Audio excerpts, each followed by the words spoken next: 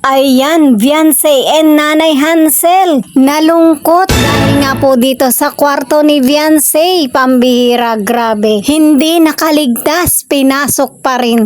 Ayan, sa video ito mga kalingap ay aalamin po natin kung ano nga ba yung ikinalulungkot nga po ni Beyonce at ni Nanay Hansel. At syempre mga kalingap, aalamin din po natin kung ano nga ba ang magiging solusyon po nito. So ayan guys mga kalingap, welcome back pong muli. Good morning and good evening po sa inyong lahat, sa ating pong mga viewers and subscribers saan man sulok po ng ating mundo, mapa Luzon, Visayas at Mindanao, mapa OFW. So ayan, at syempre kung bago pa lamang po kayo sa ating munting channel, sa mga hindi pa po nakakapag-subscribe, please po subscribe, like and share my videos. Hindi rin po natin nakakalimutan, mega love shoutout po sa mga taong patuloy po nating sinusuportahan. Ayan, Kuya Bal Santos Matubang and Kalingap Rob. Tuloy-tuloy lang po tayo at huwag magsasawang sumuporta sa kanilang charity works. Ayan, so tuloy-tuloy na po tayo mga kalingap. Pag-usapan na po natin ang atin pong topic. Ayan, Beyonce and Nanay Hansel nalungkot dahil nga po dito sa kwarto ni Beyonce. Pambihira, grabe. Hindi nakaligtas, pinasok pa rin. Ito nga po yun mga kalingap, yung ikinalulungkot nga po ni Beyonce at ni Nanay Hansel, na kapag ka umuulan nga po ay talagang hindi nga po nakaligtas yung kwarto ni Beyonce na hindi pasukin ng tubig ulan. Kasi nga yung pinakangkisami po nito ay natatagasan nga po ng tubig na nanggagaling nga po sa bubong, na ang problema nga po nito ay yung yero. Siguro nga po ay may butas, kung kaya nga po tumutulo yung kwarto ni Beyonce, kung saan ang naging epekto nga po nito ay hindi nga po matulugan itong kwarto ni Beyonce, at si Beyonce nga po ay doon natutulog sa kwarto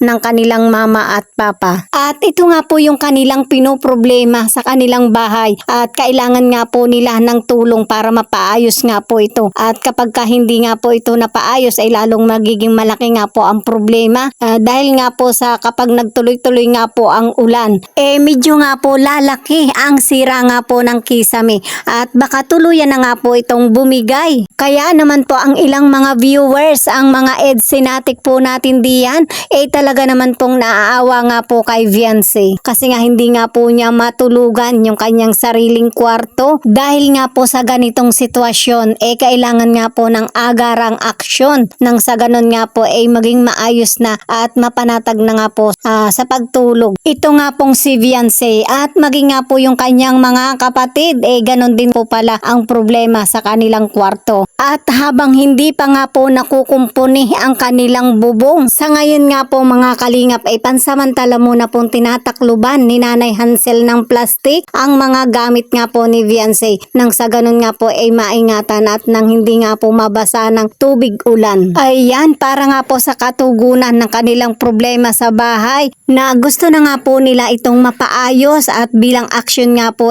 binisita na nga po ito ng Team Kalingap. Sa pagbisita po nilang ito nakita po nila ang totoong sitwasyon. Dito po ramdam po nila yung lungkot at pag-aalala, kasi nga yung bahay nga po ni Beyonce na napakaganda at napakalaki. Ang ilang mga kwarto naman po ay hindi mapakinabangan dahil nga po dito sa ganitong problema. Sa ngayon kailangan po dito ang agarang aksyon, nang sa ganun nga po hindi pa po nagtutuloy-tuloy ang malakas na ulan at maging nga po ang paparating na tag-ulan. At sa kabilang banda mga kalingap, sa ganitong sitwasyon nga ibatid naman po natin na talagang hindi naman po ito pababayaan ng mga mapagmalasakit at mapagmahal na mga sponsor. Syempre naman, di ba? At sila naman po talaga yung inaasahan po nating number 1 na makakatulong. At pagdating nga po kay Beyonce, sila po yung mga generous na sponsor na talagang hindi nga po nagpapabaya pagdating nga po kay Beyonce. At syempre, andyan na nga po yung Team Kalingap na kaagad-agad nga po bumisita na sa bahay nila Beyonce, at para planuhin kung ano man po ang dapat gawin, na talagang hindi nga po sila nagpapabaya sa kanilang mga beneficiary. Ayan, grabe. At syempre, hindi rin po mawawala yung suporta ni Papa Ed sa kanyang si Wi-Fi. At nito nga pong nalaman niya ang ganitong sitwasyon ni Viancy, agad-agad nga pong bumisita si Papa Ed sa bahay nga po ni Wi-Fi. Ayan, grabe. At dito nga po mga kalingap, inalam nga po agad ni Papa Eds kung ano nga po ang maitutulong niya para sa pagpapaayos nga po ng bahay ni Viancy. At dahil dyan mga kalingap, abangan po natin ang pagsasaayos ng bahay nga po ni Viancy. Ang isa sa pinakamalaking pabahay ng Team Kalingap ni Kalingap Rob. So ayan mga kalingap, bilang updates po natin sa kaganapang ito, panoorin po natin ang ilang clips mula po sa vlogs ng Kalingap Tahanan. Ayan, shoutout po sa buong Team Kalingap. Nay? Yung room niya, medyo nagtutulog na doon sa may sa kwarto. Yung kwarto na yung mismo ni Bianca ang binaha. Yung dito na, hindi Tuyo.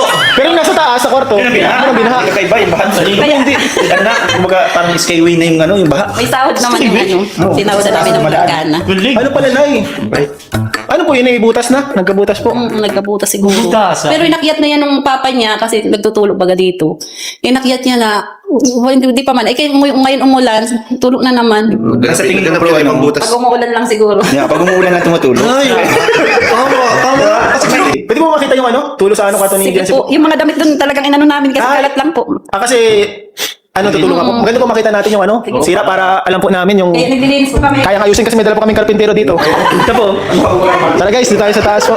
So ito po yung kwarto ni Viancy po mga kalingap. Kaso po, Pasan yung ilaw. ngayon, medyo magulo po kasi tumutulo daw yung tumutulo dito sa ilaw. Ay, yung nga. Grabe bro, ang lakas ng tulo. Yung musimba. Po, grabe ang lakas ng tulo bro. Medyo malakas bro ang Sa chandelier dumadaan. Wala pa yung ulan ngayon mga kalingap. Baka pwede mong tanongin yung chandelier kung Baka sa linya ng kuryente. Ay, grabe nga. Puno. Puno. Ano po sila dito? Sa tulog. Ay, uy, basa guys! Bro, dito na rin naglalabas sa Beyonce. Baka. So ito po mga kalingap sa mga EDSA supporters natin dyan. Ito po ngayon pala ang problema sa kwarto ni Viancy. Tumutulog dito. Kaya ngayon, hindi po daw makatulog dito si Viancy. Sa baba. Sa baba siya. Sa baba natutulog? Sa baba po, Nay? Kwarto po namin. Sa kwarto daw po nila nanay. So parang ano po ito? Parang inconvenience po para kay Viancy. So sa tingin ko bro, ito baka sa linya ng kuryente kasi mismo sa Bro, sa halata naman sa sa kisa bitin yung Ayan, may mga yan. hirap ng nababad siya. No? nababad. Ito nga dito, may part dito, itong buhay ito. Tiyan mo, may basa na Ay, woman, bro. Ayun o. Kulay. Ay, ibig sabihin itong May tubig baka din sa bubong din talaga, no? Sa bubong po yan. Kasi itong buong ito. May malaking damage siya kasi nagbagyo baga. Ano ito, Nay? Kailan pa po itong Nay? Itong tulo na ito ng bahay. Matigas po yan. Matagal na po yan, Nay? Umulan. Siguro nga, may ano kasi dito sa kwarto ng lalaki nag-ano na din ay nagtulog din tapos nagbagsak na yung Ay, yun na. Ay! Umagsak na yung kisa mo, ay tukol. Kaya. Ilaw. Wala din ilaw dito? Nagkakaroon yan.